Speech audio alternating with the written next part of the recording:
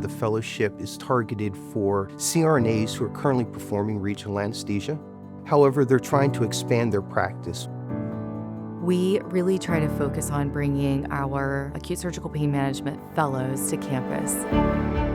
We are a program that is dedicated to training only CRNAs, so all of the resources that we have come back into the school.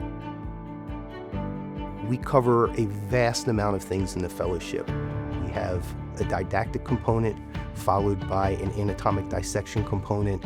Then we go in and we talk about how to do the procedure with ultrasound, scanning live models.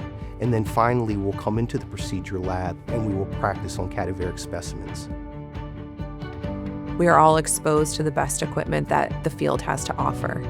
We receive hands-on training and education from experts in the field, and it is truly unparalleled to anything else.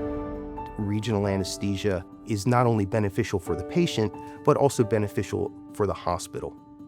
Being the chief at Crestwood Medical Center, I wanted this education to go back and teach other CRNAs.